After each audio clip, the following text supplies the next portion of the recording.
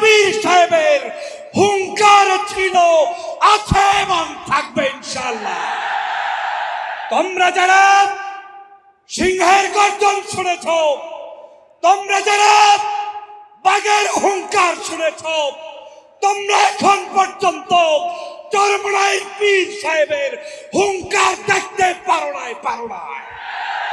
বাংলাদেশে নাস্তিকবাদী দালালদেরকে হুঁশিয়ার উচ্চারণ করে দিয়ে বলতে চাই, এই বাংলাদেশে আর কেউ চরমনাইর পীরকে চিনতে না পারলে 5ই আগস্ট শেখ হাসিনা চিনেছে এবং চেনার কারণে পালিয়ে গিয়েছে। অতএব এই দেশে ইসলামের বিরুদ্ধে ষড়যন্ত্রকারীরা হুঁশিয়ার হয়ে যাও। ইসলামী আন্দোলন বাংলাদেশ থাকতে বাংলাদেশে কোনো ইসলাম বিরোধী কর্মকাণ্ড চলতে দেওয়া যাবে না। এই বাংলাদেশ ইসলামের বাংলাদেশ, এই বাংলাদেশ কলেমার বাংলাদেশ। এই বাংলাদেশে আগামী দিনে যারাই ক্ষমতায় আসবে, ইসলাম বাদ দিয়ে, মুসলমানের ধর্মনীতি বাদ দিয়ে কেউ আসতে পারবে না।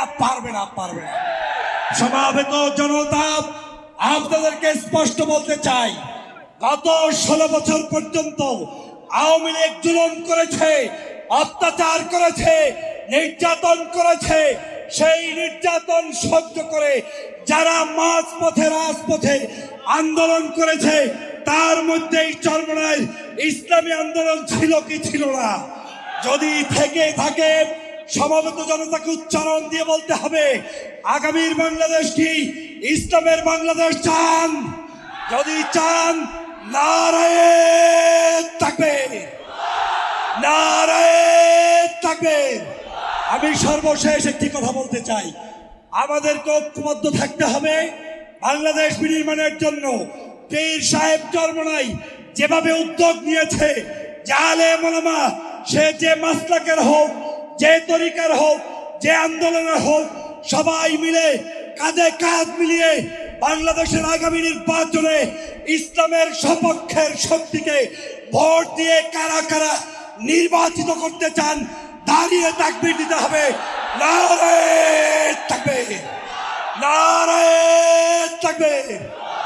ইসলামী আন্দোলন বাংলাদেশ, কালে মাগো মুসলমান, পীর সাহেব চরমনাই। সবাইকে ধন্যবাদ। আল্লাহ হাফেজ। আসসালামু আলাইকুম রহমতুল্লাহি ওয়া বারাকাতুহু। 71 সনে স্বাধীনতার পর থেকে বাংলাদেশে বিভিন্ন রাজনৈতিক দল এসেছে, বিভিন্ন মার্কা এসেছে।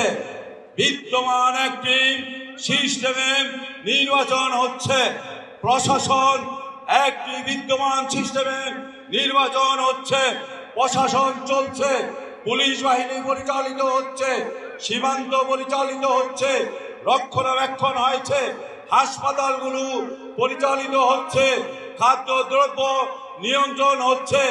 সমস্ত কিছুতে আমরা দেখছি নৈরাজ্য, সমস্ত কিছুতে দেখছি আমরা চুরি, সমস্ত কিছু দেখছি প্রতারণার বাটপারে। যারা ক্ষমতায় গিয়েছে, ক্ষমতায় যাওয়ার জন্য যারা সহযোগিতা করেছে, আমরা রাজনৈতিক যারা কায়েমি স্বার্থবাদ সন্ত্রাসীরা এই দেশ শাসন করেছে, আমরা দেখেছি তাদের জাতীয়তাবাদ, ধর্মনিরপেক্ষতা, সমাজতন্ত্রের যেই মিশ্রণ, একটি সংবিধান বাংলাদেশের জনগণের মুক্তি দিতে পারে নাই। এই দেশের লাখো কোটি তৌহিদি জনতার বোধ ও বিশ্বাসের তারা আমানত রক্ষা করতে পারে নাই, ক্ষুধার্তের মুখে অন্ন পৌঁছাইতে পারে নাই, চিকিৎসা ব্যবস্থা দিতে পারে নাই, ছাত্রদের হলগুলোকে সন্ত্রাসের কারখানায় পরিণত করেছে। কোন মেয়ের ইজ্জতের আবরুর আমানতদারি রক্ষা করতে পারে না। এই 53 বছরের শাসন ব্যবস্থায় প্রমাণিত হয়েছে, বিদ্যমান নির্বাচনী ব্যবস্থায় আমাদের দেশে সুষ্ঠু নির্বাচন সম্ভব নয়। অতএব পিআর পদ্ধতিতে নির্বাচন দিতে হবে। প্রশাসন পরিচালনায় রাজনৈতিক ইয়াতে দেখা গিয়েছে ধর্মনিরপেক্ষতা, সমাজতন্ত্র এইগুলো আমাদেরকে মুক্তি দিতে পারে না। অতএব বাংলাদেশের তৌহিদি জনতার দেশ, মুসলমানের দেশ, হাফিজ হুজুর, ফজলুল করিম সহ অনেক বড় বড় আউলিয়া কেরামের দেশ। এই দেশে একটি মাত্র শাসন চলবে, সেই শাসনের নাম ইসলামী শাসন। আমরা আহ্বান করব, আসুন সকল ইসলাম দেশপ্রেমিক জনতা একতাবদ্ধ হয়ে আগামী দিনে চরমনাই বিশ্ববিদ্যালয়ের নেতৃত্বে একটি ইসলামী শক্তির উত্থান হোক। বন্ধুগণ, আমরা কি করব? আজকের এই সমাবেশ থেকে গিয়ে পাড়া মহল্লায় দাওয়াতি কাজ করে ইসলাম শাসন প্রতিষ্ঠার জন্য সকল মানুষকে সংঘবদ্ধ করে আগামী দিনে হাত পাখা বিজয়ের জন্য, ইসলাম প্রতিষ্ঠার জন্য কাজ করব। সবাইকে ধন্যবাদ। আসসালামু আলাইকুম ওয়া রাহমাতুল্লাহ। আজকের এই মহাসমাবেশ কি উদ্দেশ্য হচ্ছে আমরা সকলেই জানি। প্রিয় ভাইয়ের আমার, আমি এই জাতীয় মহাসমাবেশ থেকে, যদিও আমাদের এখানে নারী ভোটারগণ আসেন নাই, কিন্তু মিডিয়ার মাধ্যমে আমি এদেশের নারী ভোটারদের উদ্দেশ্যে দিয়ে একটি কথা বলতে চাই।